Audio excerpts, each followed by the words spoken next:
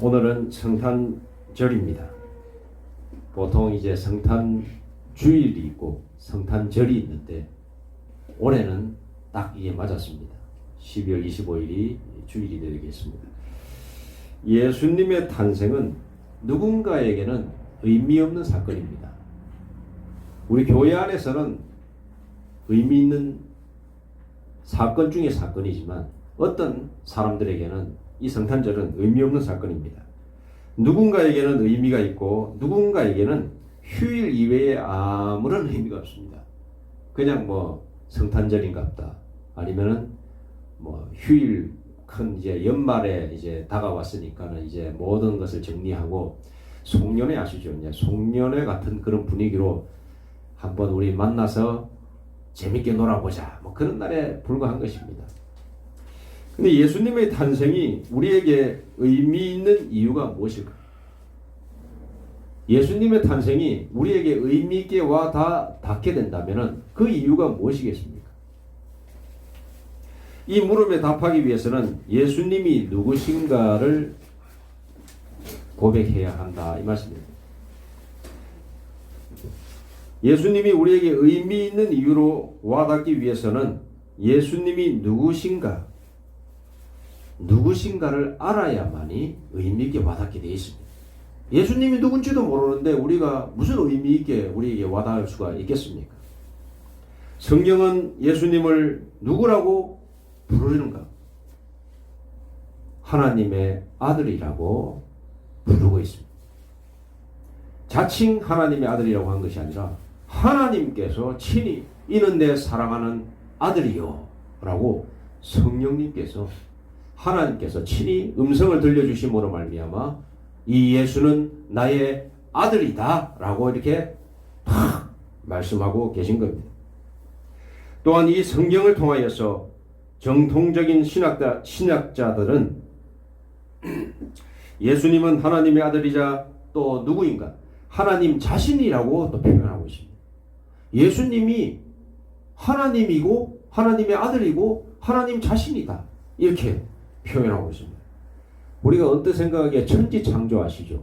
하늘과 땅을 창조할 때에 우리가 언뜻 생각하기에는 한 분 성부 하나님이라고 하는 이 하나님 아버지만 천하와 만물을 창조하신 말씀으로 천지를 창조하셨다라고 이 성경에 나오는데 그때는 하나님이 천지를 창조하셨구나 요것만 생각하는데 그게 아닙니다. 그 옆에 함께 동참하셔서 천지 창조에 동참하신 분이 누구신가? 바로 이 예수님이. 이상하다. 예수님은 지금 이 시점으로부터 2000여 년 전에 유대 베들레헴에 오늘 말씀에도 보니까 태어났다고 하는데 어떻게 해서 천지 창조는 그 훨씬 더 이전과 이전 세대고 그 시점인데 그때도 계셨던가? 의문이 들 수가 있겠지만 그게 아니라는 거예요. 예수님은 방금 전에 말씀드렸죠. 하나님이시고 하나님 자신이기 때문에 그런 거예요. 하나님의 아들인 동시에 하나님 자신이. 그래서 이것을 통칭해서 삼위일체 하나님이라고 이 신비로운 이런 신학적 용어를 만든 거지. 삼위일체는 성경에는 나오지 않지만은 종합하여서 하나님의 모습이 어떤 모습일까? 삼위일체의 하나님이다 라고 하는 걸 표현하기 위해서 그렇게 용어를 만든 겁니다. 어찌되었든 천지 창조 가운데 하나님께서 천지를 창조하실 때 그 옆에서 예수님도 함께 동참하시고 같이 일을 하셨다라고 제가 신학교 가서 참 큰 충격처럼 받은 그런 신학적 지식이 바로 그거였습니다. 천지를 창조하실 때 성부 하나님과 함께 하셨습니다. 물론 성령 하나님도 함께 하신 것이죠. 그래서 삼위일체예요. 이와 같이 예수님은 하나님이자 하나님의 아들로 성경은 보여주고 있고 증거하고 있습니다. 하나님은 이 예수님을 믿는 모든 사람에게 공평하게 믿음 자체를 의로 여기신다 라고 이렇게 말씀하고 계십니다. 그래서 하나님의 자녀로 인쳐주신다 라고 말씀하고 계십니다. 어떤 문서가 있어요. 그 문서가 있는데 그 문서가 효력을 발휘하기 위해서는 그 관련된 관공서나 아니면 그 단체에 직인이 있어야 돼요. 이 도장이 있어야 돼요. 그게 딱 찍혀 있어야지만이 그게 힘있는 문서가 되는 거예요. 하나님께서 우리의 믿음을 의로 여겨주시고 어떻게 해주시냐? 의로 여겨주시고 의의 인을 쳐주신다라고 딱 말씀하셨거든요. 이게 무슨 말이냐? 하나님께서 너가 나의 아들 예수를 믿느냐? 그러면은 내가 너를 나의 아들로 인쳐주겠다. 법적 효력을, 영의 효력, 영의 법의 효력을 발휘해 주겠다라고 하는 의미에서 믿음의 인을 쳐준다라고 이렇게 말씀하고 계신 것입니다. 우리의 영혼과 육신의 구원을 영의 법으로 도장 찍어 주신다는 의미에서 우리의 믿음을 의로 여겨주시고 생명책에 인쳐주신다라고 약속하셨습니다. 그렇습니다. 예수님의 탄생은 우리에게 어떤 의미가 있는가? 그것은 우리의 영혼이 구원받을 길이 열렸다라고 하는 것을 의미하는 것입니다. 현재 우리의 육신의 삶이 하나님의 손에 의해 움직이고 결정된다라고 하는 것을 의미하는 거예요. 장차 육신의 죽음 이후 하나님의 나라에서 영원한 삶을 살게 된다라고 하는 것을 그것에 의미가 있는 거예요. 그런데 이것이 모든 세상을 살아가는 사람들에게 적용되는 소식이 아닙니다. 왜냐하면 믿는 자에게만 이런 영의 진리는 적용되기 때문에 믿지 않는 자에게는 적용되지 않습니다.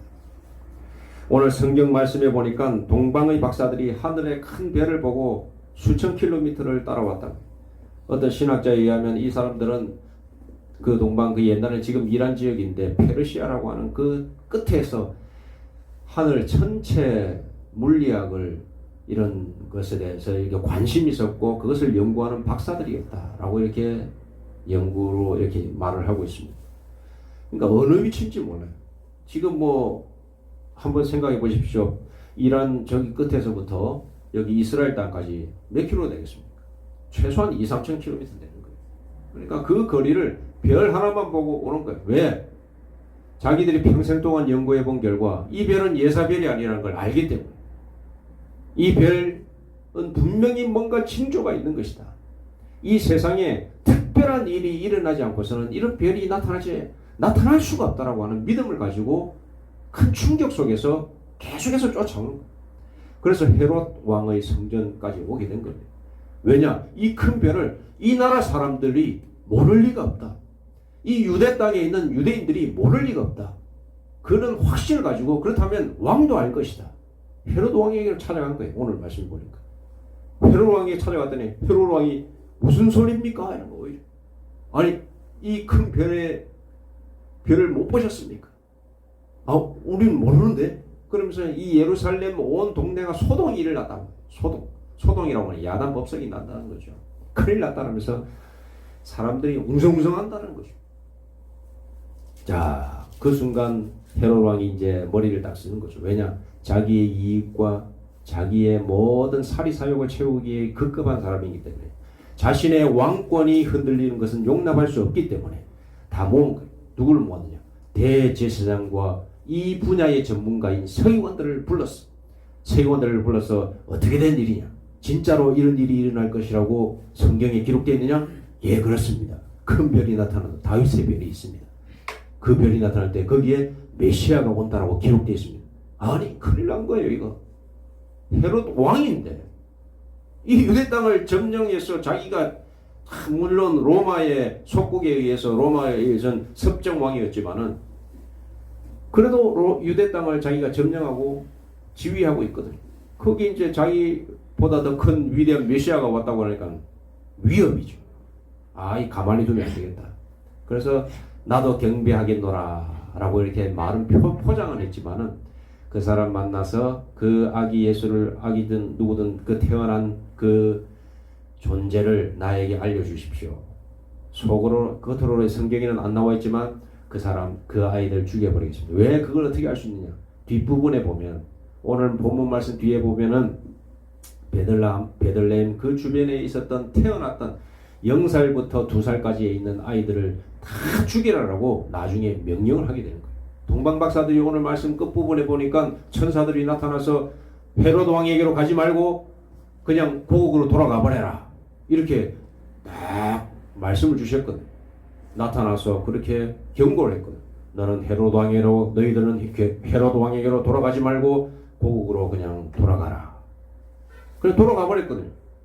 그 사실을 아니 왜 동방 박사들이 안 오지? 안 오지? 분명히 만났을 건데 왜 안 오지? 궁금했던 이 헤롯 왕이 수송을 해보니까 그냥 가버렸다는데요. 그 소식을 듣고는 이 큰일 났다. 빨리 그 동네로 가봐라. 베들레헴 동네 가가지고 찾을 수가 있나? 왜냐하면 또 말씀 뒷부분에 보면은 오늘 본문에는 안 나와 있지만 그 뒤에 부분을 보면은 하나님께서 천사를 보내셔서 마리아와 요셉에게 너희가 이집트로 이동해라. 왜냐 헤롯 왕이 너희들을 죽이려고 한다. 그래서 또 이렇게 이집트로 보내시게 되는 거예요. 하지만 거기에 남아있었던 아이들이 헤롯 왕의 칼에 의해서 아주 수백 명이 죽게 되는 거예요. 그런 역사가 다 기록되어 있습니다. 자, 여러분 헤롯에게 있어서 예수님의 탄생의 의미는 무엇이겠습니까? 자신의 권력을 위협하는 존재, 그것에 지나지 않는 거예요. 자신의 영혼을 구원하고 자기에게 모든 것을 죄를 씻어주시고 자기를 위하여서 십자가에 못 박혀 죽으실 영원한 구세주로 생각하지 않는 겁니다. 의미가 없는 거예요. 그 사람에게는 헤롯 왕이. 또한 거기에 동조했던 대제사장과 서기관들은 뭐하는 사람들이겠습니까? 그 사람들도 자기에게는 아무 의미가 없는 거예요. 그저 그 자리에서 자기의 위치를 유지만 하면 되는데 자신들의 위치를 위협할 만한 메시아가 나타나면 자신들의 지위와 모든 것들을 관직들을 다 내려놔야 되니까 다 무너지니까 두려운 겁니다. 그래서 그 사람들에게는 헤롯 왕과 대제사장과 서기관들에게는 의미가 0이에요. 자신의 인생에게는 오히려 해가 될 존재들이지 아무런 의미가 없는 거예요. 예수님의 탄생이 그들에게는 의미가 없었어요. 그러나 우리에게는 어떤 의미가 있는 것입니까? 서두에 말씀드렸듯이 예수님은 하나님이자 하나님의 아들로 성경은 말을 하고 있습니다. 이 성경은 하나님의 말씀이라고 우리는 믿습니다. 이 말씀에 이 하나님의 아들을 통하여서 우리는 영원한 생명을 얻는다라고 선포되고 있습니다. 이 선포되고 있는 이 귀한 말씀이 우리에게는 진짜로 우리에게는 나에게는 이 선포된 말씀이 내 것이 되기를 간절히 소망합니다. 오늘 성탄절입니다. 성탄절 하나님께서 모든 사람의 죄를 대속하시기 위하여서 아기 예수를 이 땅에 보내주셨습니다. 이것이 우리에게는 어떤 의미가 되어야 되겠습니까? 진실로 이 예수를 우리가 믿음으로 말미암아 이 땅에 살 때도 하나님 안에서 큰 평안 속에서 살고 죽음이라고 하는 우리 인생이 겪을 수 있는 가장 절대절명의 그 순간에서 두려워하지 아니하고 이제 죽고 나면 하나님의 영원한 나라에서 살게 될 것을 확신하며 오늘 성탄절을 맞이하시는 귀한 하나님의 아들 딸들 다 되시기를 간절히 소망합니다. 기도드리겠습니다. 하나님 아버지 감사드립니다. 아기 예수로 오신 하나님, 이 예수님은 하나님의 아들이자 하나님이신 줄로 믿습니다. 왜 오셨습니까? 우리의 죄를 대신 속죄하시고 구원하시기 위하여 오셨습니다. 아버지 이 귀한 진리를 우리가 의심하지 않게 하여 주시고 죽는 그 순간 이 신앙을 귀한 신앙을 고백하며 하나님을 보게 하여 주시옵소서. 예수님의 이름으로 기도드립니다. 아멘.